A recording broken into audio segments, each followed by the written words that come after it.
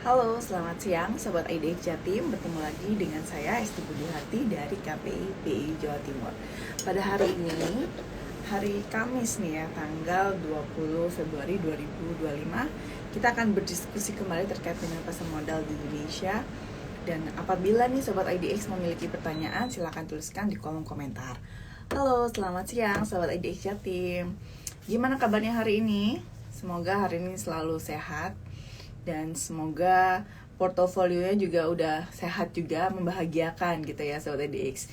Dan hari ini kita akan berdiskusi terkait dengan pasar modal bersama dengan PT RHB Sekuritas Indonesia. Apabila Sobat IDX memiliki pertanyaan, silahkan dituliskan di kolom komentar atau juga bisa menggunakan fitur Q&A yang ada di layar teman-teman. Dan apabila ingin bertanya nih terkait dengan kegiatan yang akan kita lakukan, atau mungkin ingin bertanya terkait dengan saham yang sedang dikoleksi saat ini, silakan aja dituliskan di kolom komentar, nanti akan kita coba tanyakan ke pihak sekuritasnya. Baik, sebelum kita tergabung nih dengan Mas Maulana ya dari PT RHB Sekuritas Indonesia, izin saya bacakan dulu perkembangan dari pasar saham domestik yang menunjukkan nih IHSG pada Rabu kemarin 19 Februari 2025 dia tutup melemah sebesar 1,14% ke posisi 6.794,87. Dan berdasarkan data kemarin, rata-rata nilai transaksi harian adalah sebesar 11,30 triliun rupiah, dan sementara itu investor asing mencatatkan net sales sebesar 1,13 triliun. Secara kumulatif, investor asing juga telah membukukan net sales senilai 10,19 triliun sejak awal tahun. Dan kemarin rupiah berdasarkan kurs Bloomberg terdepresiasi ke level 16.330 per US dollar. Dan kalau kita lihat tadi pagi nih ya, perdagangan hari ini dibuka menguat gitu, IHSG berada di posisi yang 6.796 dan sempat mengalami penurunan, dan di sesi kedua ini dibuka lagi menguat. Dan apabila nanti kita, dan itu adalah informasi sekilas terkait dengan pasar modal pada hari ini, siang hari ini. Dan sekarang coba kita undang nih ya Mas, siapa namanya nih, Mas Maulana dari PT RHB Sekuritas. Baik, kita tunggu Mas Maulana untuk bergabung bersama kita.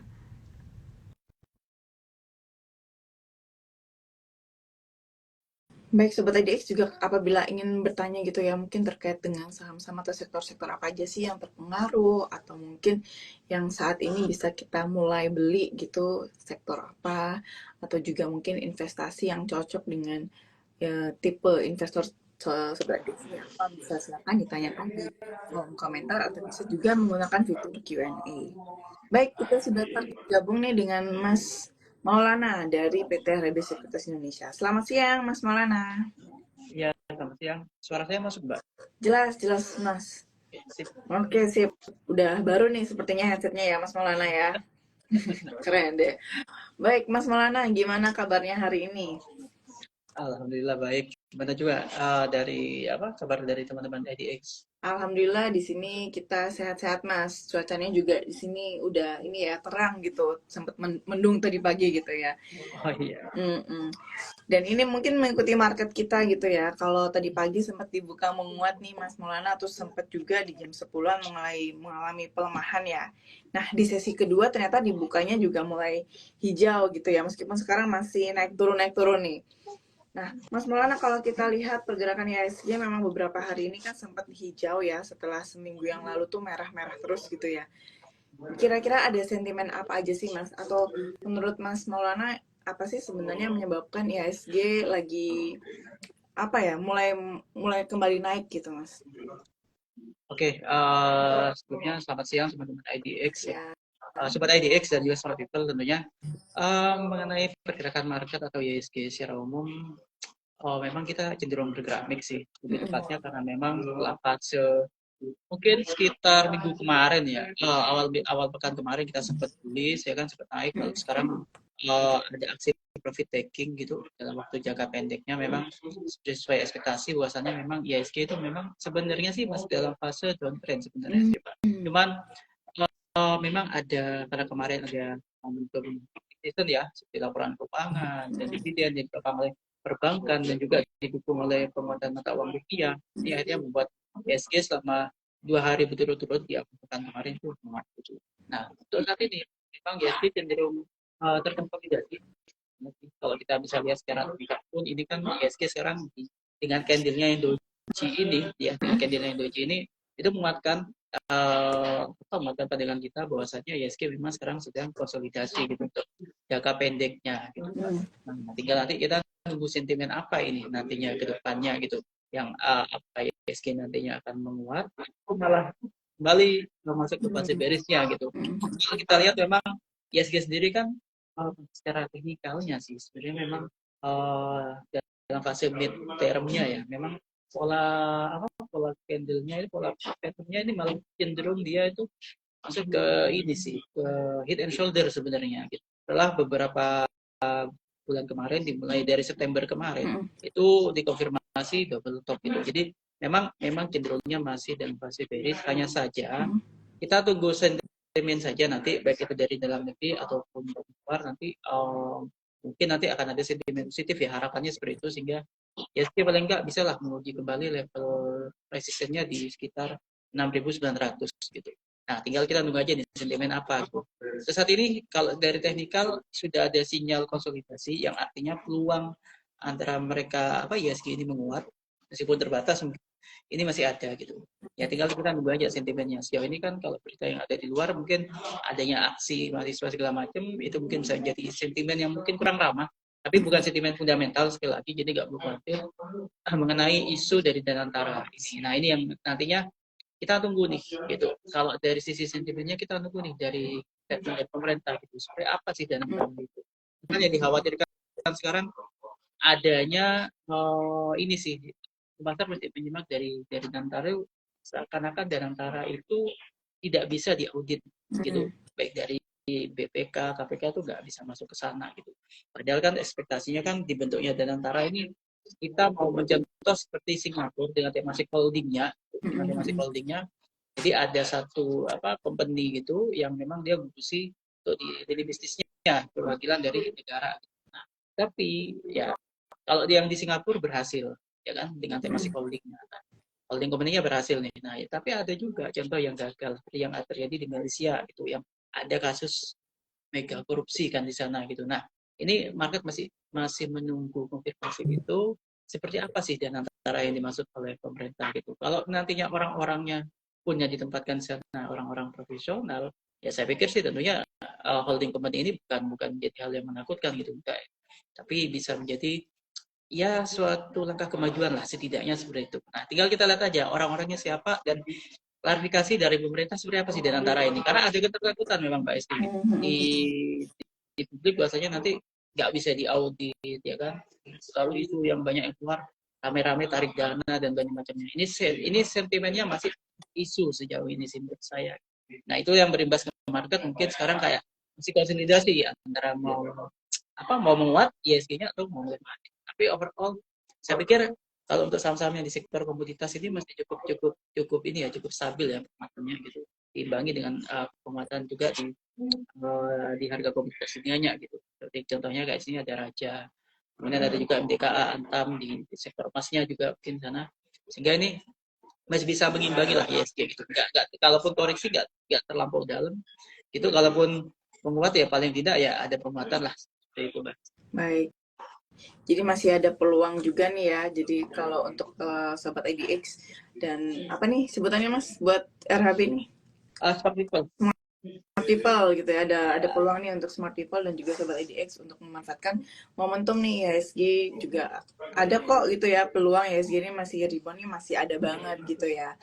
Nah tadi kalau disebutin juga kan sebenarnya kemarin juga dari BI gitu ya menetapkan untuk tingkat suku bunganya masih tetap gitu ya tidak diturunkan juga dan ini mungkin ada harapan juga nih ya dari masyarakat terkait dengan kondisi saat ini kan kalau kita bisa bilang angka inflasinya di bawah 1 gitu ya di 0,76 gitu artinya bisa kita lihat juga bahwa masyarakat ini lagi deflasi juga gitu ya keinginan berkonsumsi ini sedang nurun gitu dan harapannya sih kalau sebagian besar masyarakat Indonesia mungkin bisa nih diturunkan tingkat suku bunganya sehingga bisa lebih banyak konsumsi gitu ya Mas. Baik. Ya, betul. Apakah berita ini juga terpengaruh nih ke beberapa sektor gitu nggak sih? Ya, seharusnya sih dengan ditahannya suku bunga juga diturun, bahkan nantinya mungkin akan ada penurunan suku bunga, ini menjadi sentimen positif sebenarnya Pak Esti untuk sektor properti. Hanya saja, ya itu tadi mata uang kita masih melemah gitu terhadap dolar. Jadi ini membuat sektor properti ini agak ketahan di sini. Gitu. Sebenarnya sih harusnya ada. Gitu.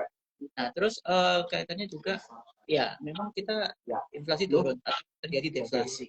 Itu artinya kan mencerminkan tingkat daya beli pertumbuhan perekonomian kita ya, transaksi ekonomi kita itu terus. Nah ini yang memang jadi alarm buat pemerintah dalam hal ini. Ya mau nggak mau pilihannya nggak mungkin mereka menaikkan suku bunga gitu. Karena kalau menaikkan suku bunga udah daya belinya ditambah rendah ya. suku bunga naik, akhirnya ya terjadi stagflasi sih sebenarnya. Itu Mbak Esti.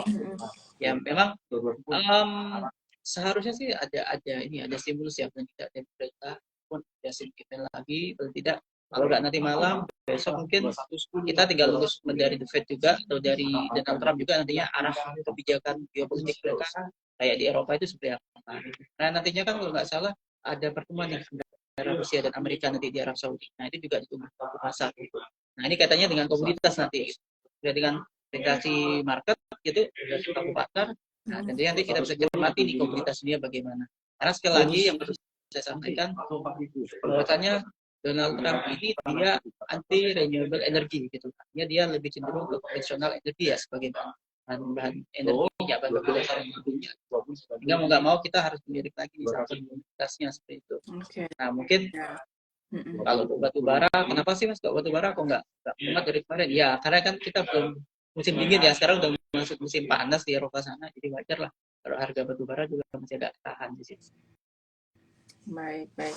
Jadi memang kalau dari Indonesia sendiri di momen-momen tertentu gitu ya, batu bara kita tuh dibutuhkan oleh negara lain gitu mungkin ya Mas Maulana ya. Nah, Mas Maulana kalau kita lihat ini ya tadi kan udah dibahas nih beberapa sektor juga gitu yang tadi disebutkan sektor energi, kemudian juga sektor properti juga terpengaruh gitu dari tingkat suku bunga ini gitu ya. Nah, kalau kita lihat nih di beberapa hari kemarin itu kan sektor perbankan memang mengalami tekanan yang sangat dalam gitu ya untuk sektor perbankannya.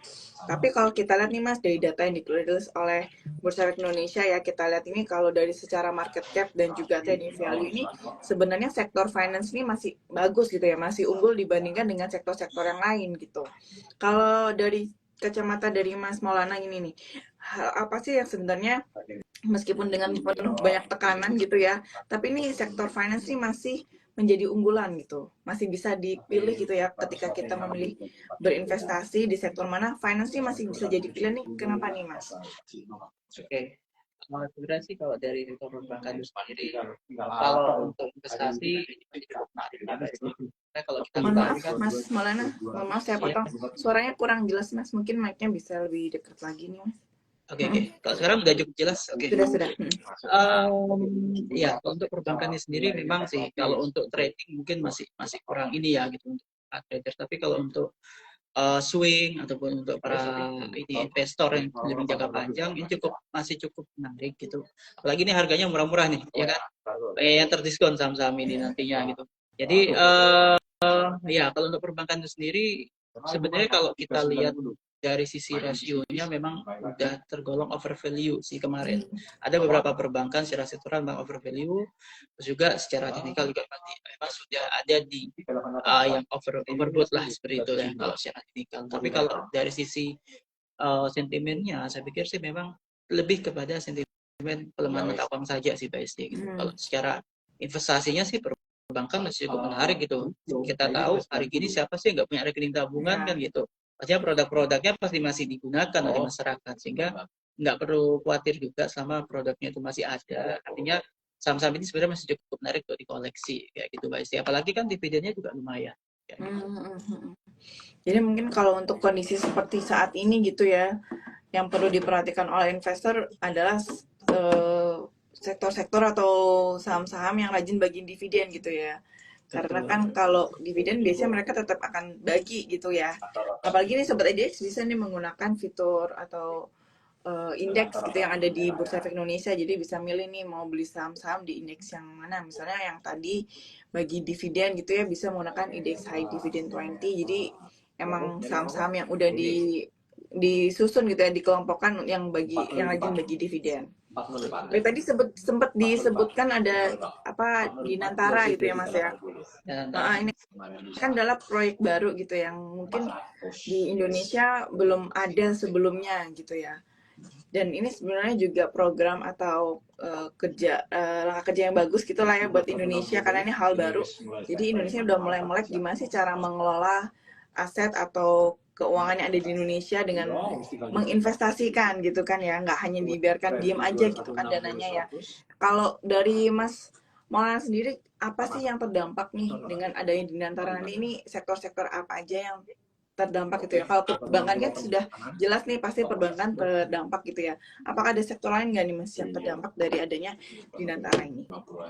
Oke, dari adanya holding company yang kita sebut dengan Danantara ini ya, sebenarnya sih sektor yang paling memungkinkan, terutama kaitannya dengan program 3 juta rumah dari Prabowo, Pak Prabowo gitu, itu saya cukup menarik di sektor properti gitu. Lagi nantinya bank-bank swasta atau konglomerasi yang dilibatkan dalam proyek ini gitu. Harusnya menjadi pemantik bagi saham-saham ini untuk nantinya harus bisa menguat di seharusnya seperti itu. Nah, cuman hanya saja untuk saat ini kan belum ada rilis resmi secara detail ya teknisnya itu seperti apa sih holding company yang kita sebut dengan Danantara ini, sehingga itulah yang menimbulkan kekhawatiran dari masyarakat saat ini gitu Mbak Esti.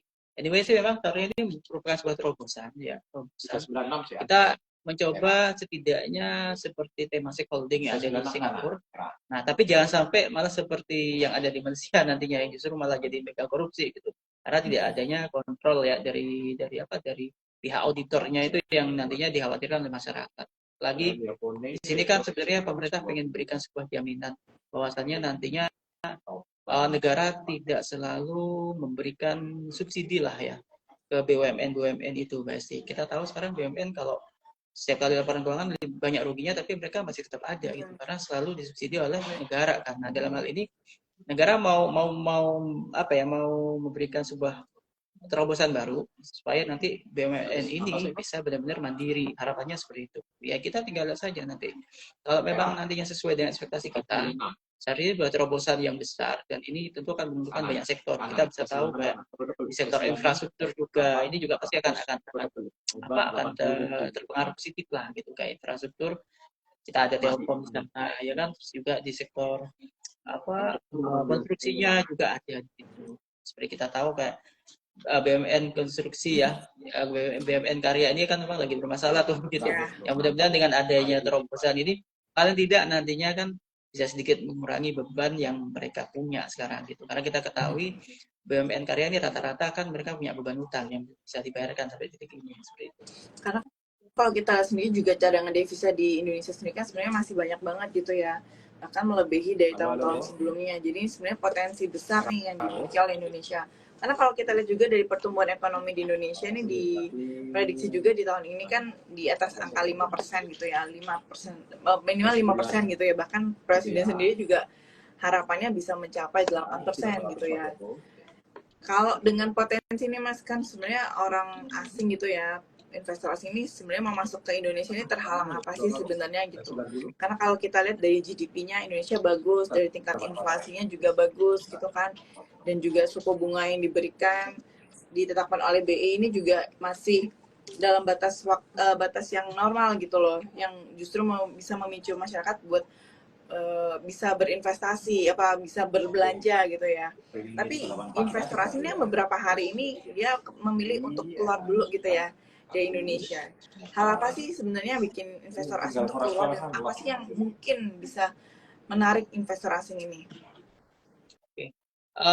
Sebenarnya ini masalah klasik ya sebenarnya di Indonesia gitu, yaitu penegakan hukum gitu. Ini yang menjadi momok bagi investor asing untuk menginvestasikan dananya di Indonesia gitu. Terus yang kedua, birokrasi yang cenderung masih berbelit-belit dan banyak pungutan-pungutan di sana sini. Itu sih yang membuat investor asing itu cenderung kalau ada pilihan lain mereka lebih milih negara lain gitu. Tapi kalaupun nantinya memang dengan terobosan salah satunya mungkin holding company ini tadi berhasil, ya harapannya itu ini akan menjadi menarik bagi investor asing untuk kembali berinvestasi di Indonesia. Dan kita ketahui Indonesia ini dengan populasinya yang nomor 3 atau nomor 4 terbesar di dunia, tentunya jelas merupakan market ya bagi lini bisnis yang gitu secara global gitu. Tentu mereka nggak akan membuang-buang peluang ini gitu dengan populasi yang besar. Tentunya Indonesia adalah sebuah market yang menarik bagi investor asing. Kita harusnya ke sana gitu. Tinggal nanti komitmen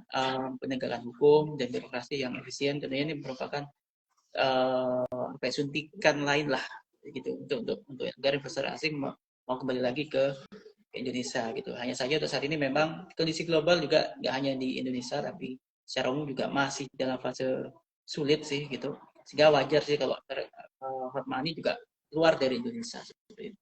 Baik, dengan kondisinya seperti saat ini masih investor asing masih belum berkenan masuk lagi ya, belum sebanyak yang biasanya.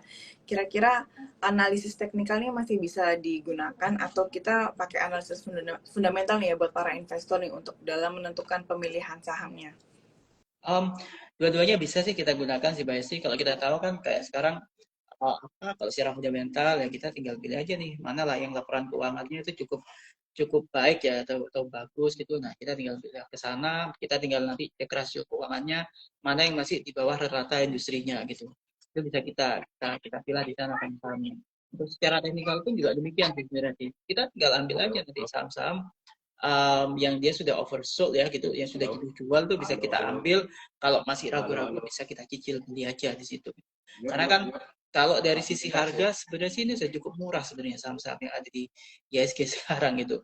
Kita bisa koleksi meskipun memang kalau secara mid ataupun long termnya memang ada kecenderungan nanti akan membentuk pola head and shoulder ya kan. Nah hanya saja konfirmasi untuk membentuk pola head and shoulder itu sendiri kan ISG itu harus mantul dulu nih gitu untuk mencapai pit di shoulder-nya gitu di peak yang sebelah kirinya tuh ada dulu puncak di sebelah kirinya sehingga akhirnya terbentuklah pola head and shoulder itu tadi. Nah mungkin nantinya sih pola head and shoulder ini konfirmasi ya pasti misalnya memang terjadi pattern seperti ini itu di kisaran 7.000 seharusnya ISG bisa ke 69 sampai 7.000 terlebih dahulu kalau memang nantinya mau bentuk pola head and shoulder nantinya gitu.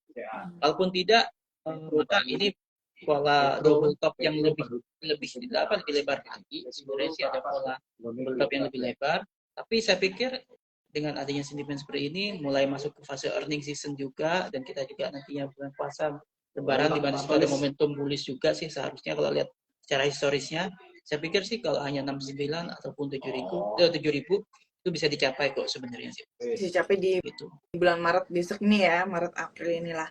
Nah, baik dengan kondisi ISG yang sekarang ini Mas, jadi kira-kira saham apa aja sih yang direkomendasikan nih? Karena di sini ada beberapa investor gitu ya, ada investor pemula, ada juga investor yang dia memang trader.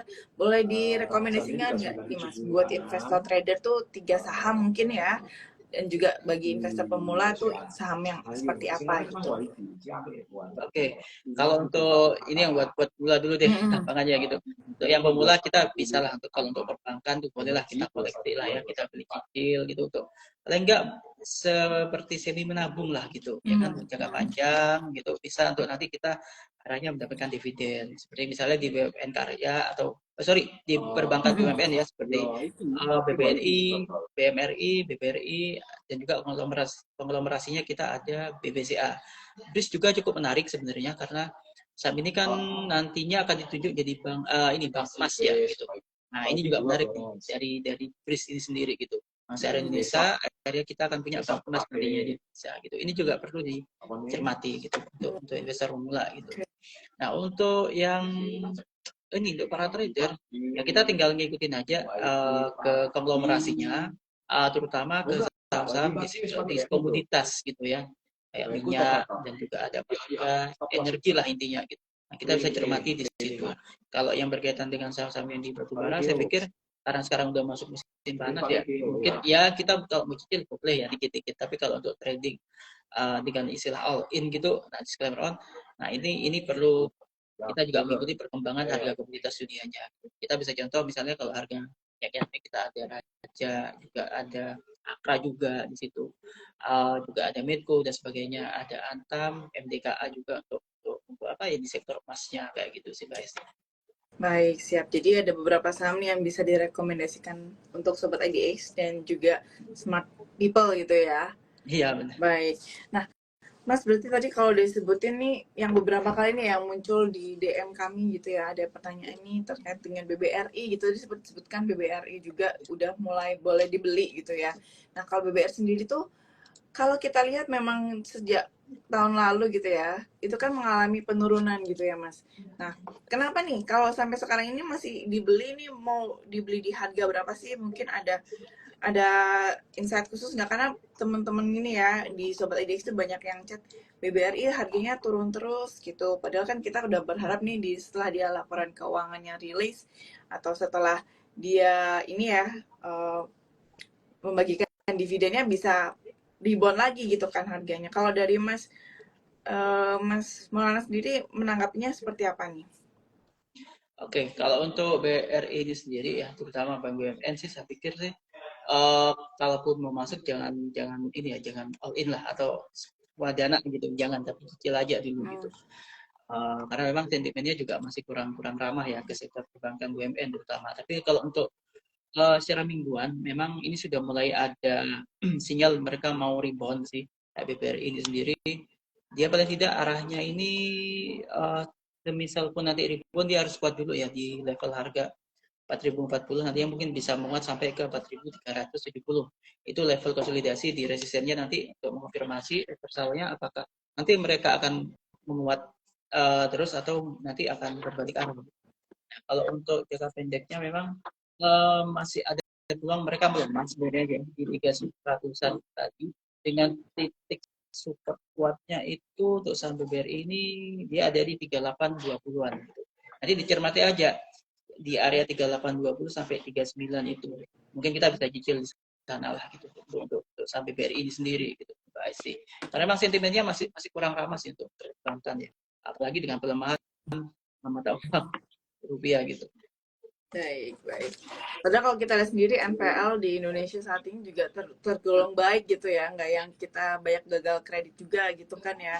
Namun mungkin sekarang asing juga yang biasanya membeli saham BBRI ini lagi wait and see gitu ya, Mas Maulana.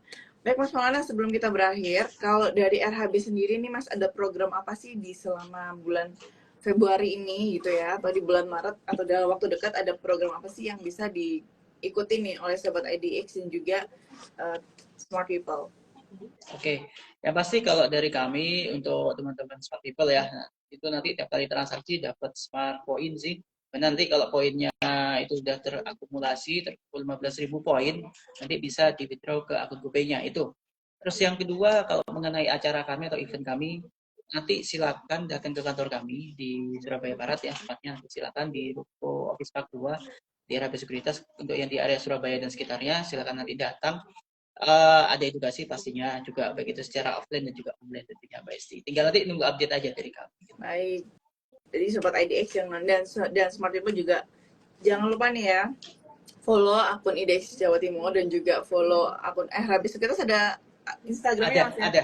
Nah, nanti bisa juga follow Mas Maulana ini ya untuk nanya-nanya ini kapan sih event yang lagi diselenggarakan RHB atau juga barengan sama IDX kayak tadi pagi gitu ya.